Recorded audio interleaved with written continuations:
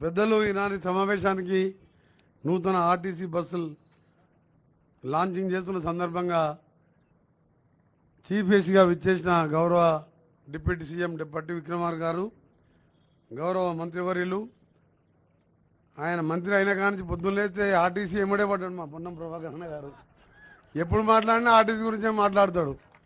బయట మాట్లాడినా, క్యాబినెట్ మీటింగ్లో మాట్లాడినా, మా హైవేస్ ఫౌండేషన్ స్టోన్లో మాట్లాడినా, మా పార్టీ మీట్లో మాట్లాడినా పొన్నం ప్రభాకర్ గారికి, అలాగే అన్నగారు దానం నాగేందర్ గారికి, మన సజ్జనార్ గారు, ఇక్కడ ఉన్న బుద్ధప్రకాష్ గారికి, మా విజయారెడ్డి గారు, అపూర్వరావు గారికి, వేదికపై ఉన్న అధికారులందరికీ పేరు పేరున సమయం లేదు, మాకు ఒక సబ్ కమిటీ మీటింగ్ ఉంది, ఈరోజే క్యాబినెట్ మీటింగ్ కూడా ఉన్నది కాబట్టి ఆర్టీసీలోని కార్మిక సోదరులందరికీ కూడా చేతులెత్తి నమస్కరిస్తూ, ఇలా ఆర్టీసీ పుణ్యాన ఎంతో సురక్షితమైనగా వారి స్థావరాలకు చేరుస్తూ ఎన్నో లక్షల మందిని, ప్రైవేట్ బస్సులు చూస్తే ఒక్కోసారి యాక్సిడెంట్ అయితే 30-40 మంది చనిపోయే ప్రమాదం, కానీ ఆర్టీసీ బస్సులో యాక్సిడెంట్ తక్కువగా ఉంటాయి. డ్రైవర్లు కూడా సమయస్ఫూర్తితో మేము హైవేలో పోయినప్పుడు చూస్తే ఒక సిస్టమేటిక్గా నడుపుతారు.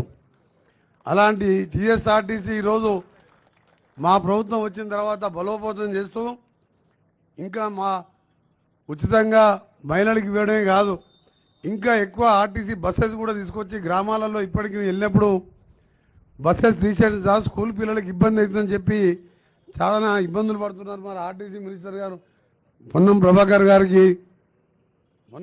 గారు పుట్టి మహిళలతో పాటు ఆర్టీసీ గ్రామాలలో రోడ్లు లేవని చెప్పి ఆర్టీసీ బస్సులు బంద్ చేసిండ్రు. ఆటో వాళ్ళు కూడా ఈ మధ్యలో ఎక్కువ నడవలేక స్కూల్ పిల్లలకి ఇబ్బంది అవుతుంది.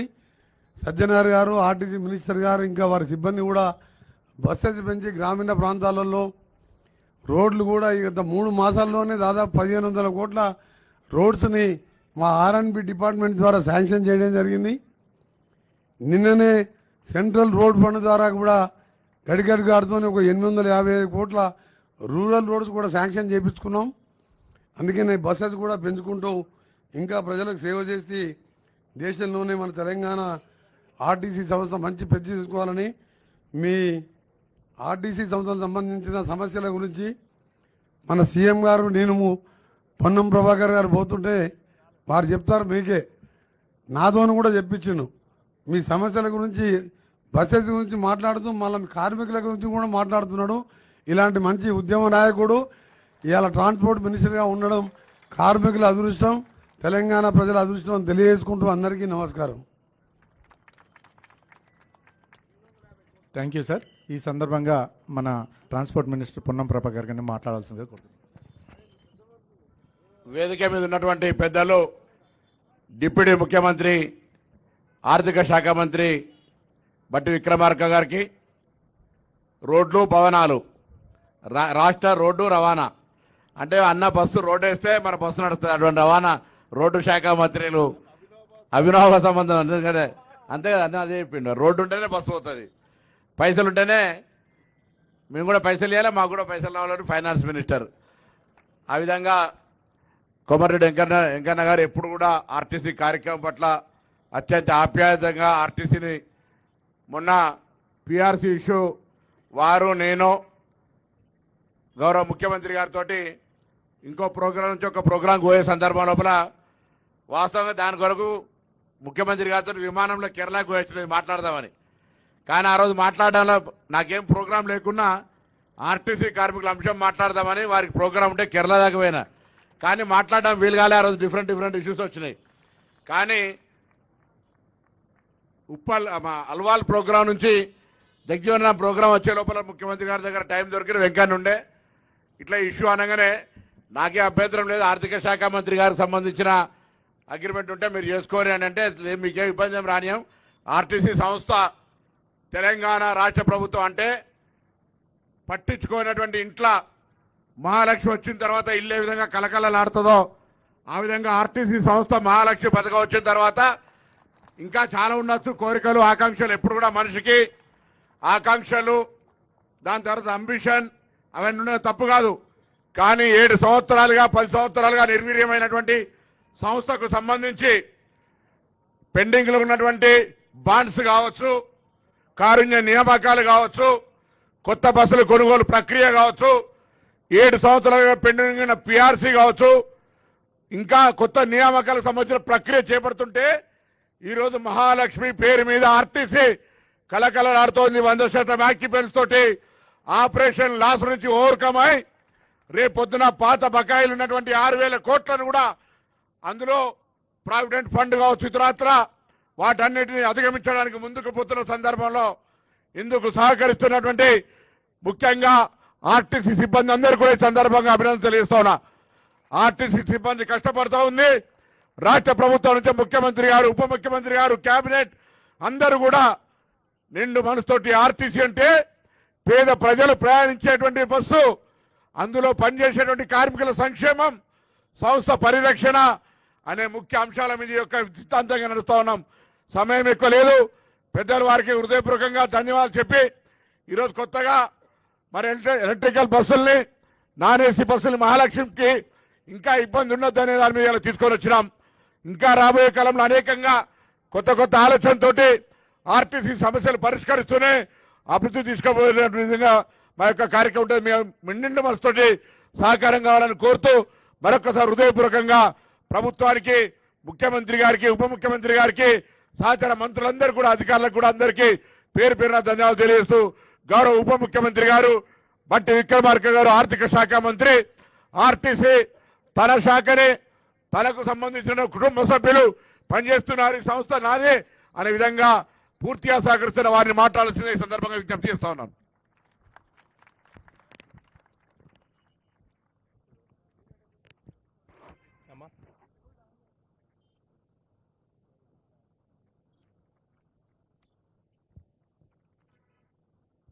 సభాధ్యక్షులు, ఆర్టీసీ మేనేజింగ్ డైరెక్టర్ అయినటువంటి సజ్జనార్ గారికి, అట్లాగే నా తోటి మంత్రివర్గ సహచరులు, రవాణా శాఖ మార్చులు మిత్రులు పొన్నం ప్రభాకర్ గారికి, మరో రాష్ట్ర మంత్రివర్యులు R&B సినిమాటోగ్రఫీ మంత్రివర్యులు శ్రీ కోమటిరెడ్డి వెంకటరెడ్డి గారికి, స్థానిక శాసనసభ్యులు మిత్రులు దానం నాగేందర్ గారికి, అట్లాగే విజయారెడ్డి గారికి, మన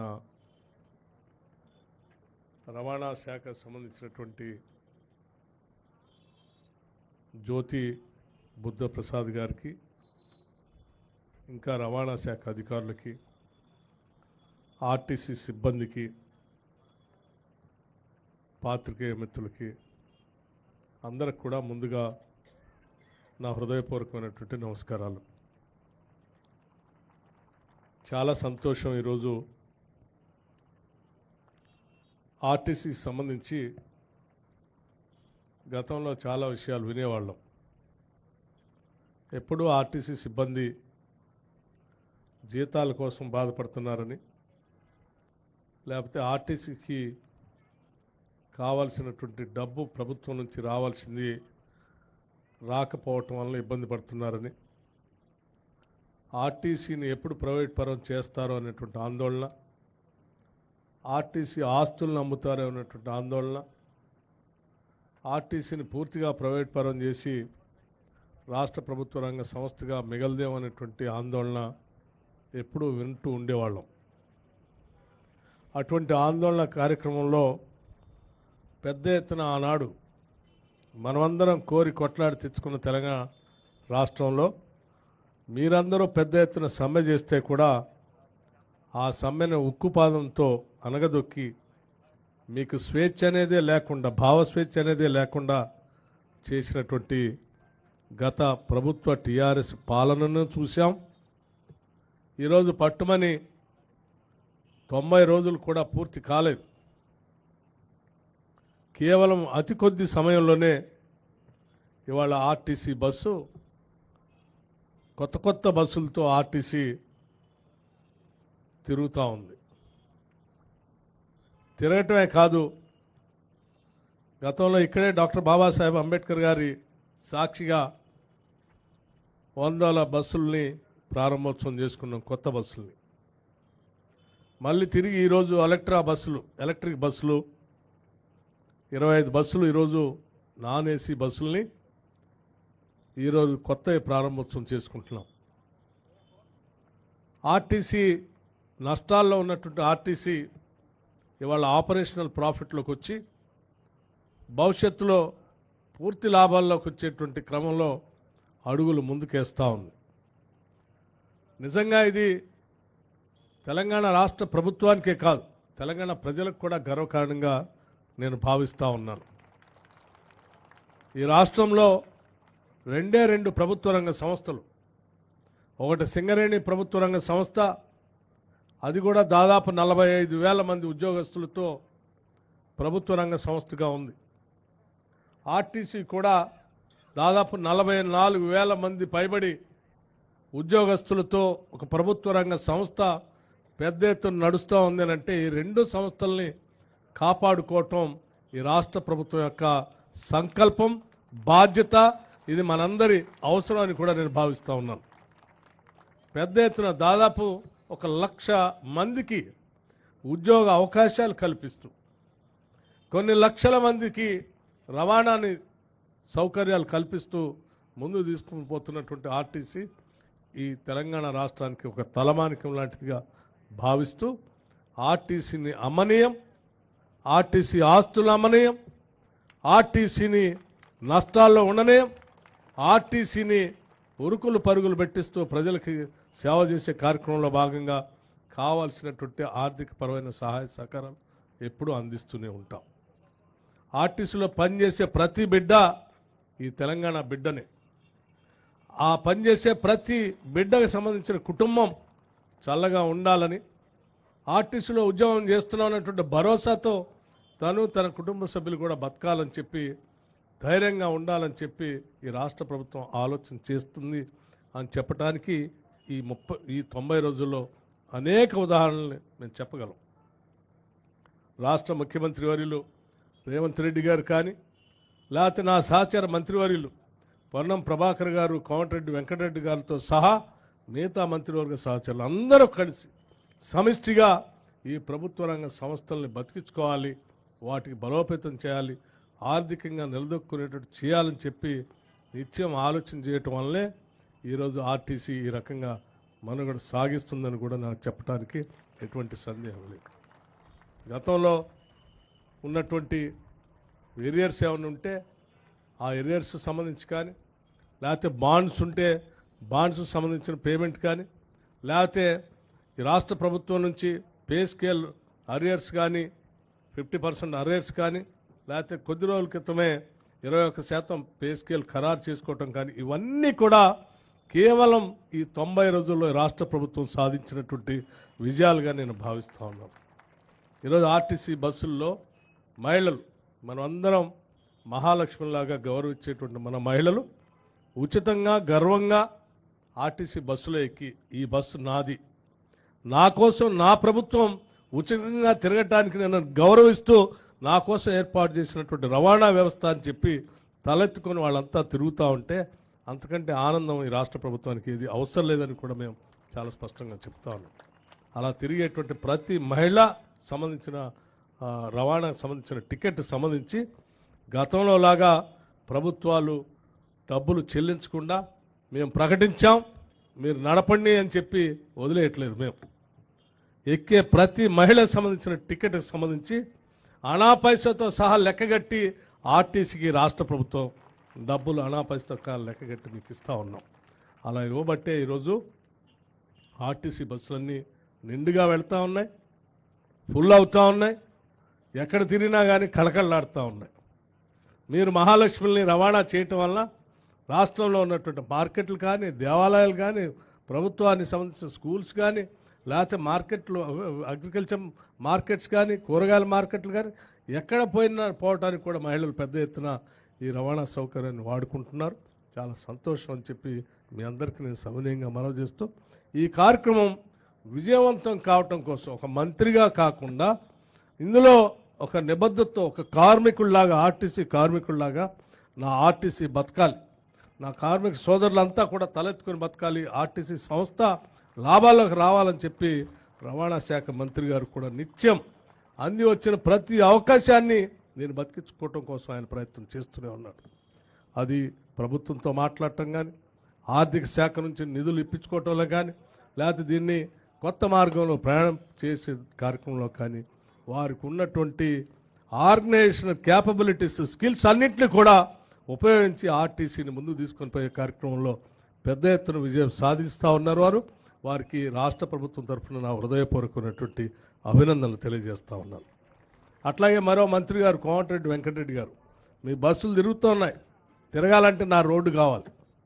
ఆ రోడ్డు గతుకుల్లో ఉంది, అందులో ఎక్కే మహిళలు మహాలక్ష్ములు కానీ ఆర్టీసీ బస్సు కానీ ప్రయాణికులు కానీ గతుకుల్లో ప్రయాణం చేసి ఇబ్బంది పడేటువంటి పరిస్థితి లేకుండా కేవలం రాష్ట్ర ప్రభుత్వ నిధుల నుంచే కాదు, నాకున్నటువంటి సంబంధాలతో అవసరమైతే కేంద్రంతో కూడా మాట్లాడి నిధులు తీసుకొచ్చి రూరల్ రోడ్లు కూడా వేయించడం కోసం నా ప్రయత్నం అంతా చేస్తున్నాను అని చెప్పడమే కాదు, చేసి కూడా చూపిస్తూ ఉన్నారు. 850 కోట్ల రూపాయలు ఒకటే స్ట్రోక్లో, సింగిల్ స్ట్రోక్లో రూరల్ రోడ్ల కోసం తీసుకొని రావటం అనేది సామాన్యమైనటువంటి విషయం కాదు. వారు ప్రత్యేక చొరవ తీసుకొని ఇక్కడ బడ్జెట్లో రాష్ట్ర ప్రభుత్వం నుంచి వచ్చే నిధులతో పాటు కేంద్రం నుంచి 850 కోట్ల రూపాయలు రూరల్ డెవలప్మెంట్, రూరల్ రోడ్ల కోసం తీసుకొచ్చినందుకు ఆర్టీసీ బస్సులు రవాణా సౌకర్యంగా ఉండేటట్టుగా వారు తీసుకుంటున్నటువంటి శ్రద్ధకు కూడా నేను కోమటిరెడ్డి వెంకటరెడ్డి గారిని మనస్ఫూర్తిగా అభినందిస్తూ ఉన్నాను. వీరందరూ కూడా మంత్రివర్గ సహచరులందరూ కూడా పెద్ద ఎత్తున ఈ రకంగా ఈ పాలనలో పూర్తి స్థాయిలో మనసు పెట్టి సంకల్పంతో ఆనాడు కాంగ్రెస్ పార్టీ ఆధ్వర్యంలో ఇచ్చిన ప్రతి గ్యారంటీని ప్రజలకు అందుబాటులో తీసుకొని రావడం కోసం ఒక నిబద్ధతతో కూడినటువంటి ప్రణాళికాబద్ధంగా ప్రతి మంత్రి ఈరోజు పనిచేస్తూ ఉన్నారు. కాబట్టే మేము చెప్పిన 6 గ్యారంటీల్ని గత ప్రభుత్వాలు చెప్పినటువంటి హామీలు 10 సంవత్సరాలైనా చేయలేకపోయారు. కానీ మేము 3 మాసాల్లోనే మేము ఇచ్చినటువంటి గ్యారంటీలన్నింటినీ అమలు చేసే కార్యక్రమం ముందు పోతా ఉన్నాం.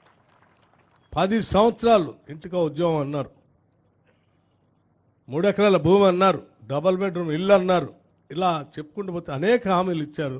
కానీ 10 సంవత్సరాల్లో ఏమి చేయలేకపోయారు.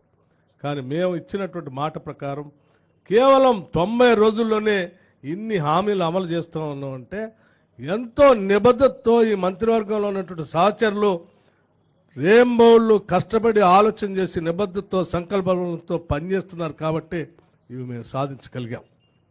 కోట్ల మంది 0 టికెట్ల మహిళలు ప్రయాణం జరుగుతున్నా, లేకపోతే 10 లక్షల పైబడి ఆరోగ్యశ్రీకి సంబంధించినటువంటి ఉపయోగపడేటట్టుగా మేము అనౌన్స్ చేసినటువంటి ఆరోగ్యశ్రీ పథకం 10 లక్షలు కానీ, లేకపోతే 500 రూపాయలకే గ్యాస్ సిలిండర్లు ఇచ్చేటువంటి కార్యక్రమం కానీ, 200 యూనిట్ల వరకు ఉచితంగా అర్హత కలిగినటువంటి తెల్ల రేషన్ కార్డు లబ్ధిదారులందరికీ 200 యూనిట్ల వరకు ఉచితంగా కరెంట్ ఇచ్చేటువంటి కార్యక్రమం కానీ, నిన్నటికి నిన్న ఈ రాష్ట్రంలో పేదంటి తల్లులు ఇంటి కళ నెరవేర్చడం కోసం మేము లాంఛనంగా శ్రీ సీతారామచంద్ర భద్రాచలం స్వామివారి సన్నిధిలో పేదవాళ్ళందరికీ ఇల్లు ఉండాలనే ఆలోచనతో నిన్న మేము లాంచ్ చేసినటువంటి ఇందిరమ్మ ఇంటి కళని నిజం చేస్తూ నిన్న మేము ప్రకటించినటువంటి విధానం కానీ, ఇవన్నీ కూడా మాకున్నటువంటి చిత్తశుద్ధిని, సంకల్పాన్ని రాష్ట్ర ప్రజలకి సంపదను పంచే కార్యక్రమంలో చాలా స్పష్టంగా ఉన్నాం. కాబట్టే కేవలం ఈ 3 నెలల్లోనే మేము ఇన్ని చేయగలిగాం. భవిష్యత్తులో కూడా ప్రతి రోజుని వచ్చే ఆదాయం, ఖర్చు పెట్టే రూపాయి, ఈ 2 కూడా ప్రతి పైసా ప్రజలకే చెందాలన్నదే మా ఆలోచన. ప్రతి పైసా ప్రజలందరూ కూడా మా కోసమే వాడుతుంది ప్రభుత్వం అనేటువంటి ఆలోచనతో పాలన అందిస్తామని చెప్పి మీ అందరికీ సవినయంగా మనవి చేస్తూ, ఆర్టీసీ ఇంకా దినదిన ప్రవర్ధమానమే, తెలంగాణకి ఒక తలమానికమే, అంతిమంగా భారతదేశంలోనే అద్భుతంగా నడిచేటువంటి ఒక ప్రభుత్వ రంగ సంస్థగా ఆర్టీసీ ఎదగాలని చెప్పి ఈ రాష్ట్ర ప్రభుత్వం తరఫున మీ అందరికీ నా శుభాభినందనలు తెలియజేస్తూ, ప్రభుత్వం యొక్క కోరికను కూడా తెలియజేస్తూ, ఈ మంచి కార్యక్రమానికి, ఇనాగరేషన్ కార్యక్రమానికి పిలిచినందుకు మన రవాణా శాఖ మంత్రులు గారికి అభినందనలు, ధన్యవాదాలు కూడా తెలియజేస్తూ ముగిస్తా ఉన్నాను. థ్యాంక్ యూ, ధన్యవాదాలు, నమస్కారం.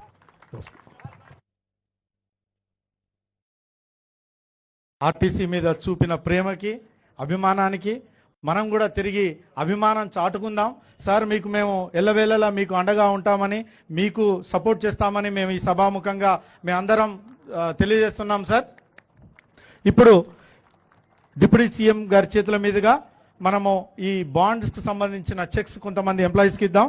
ముందుగా హైమావతి కండక్టర్.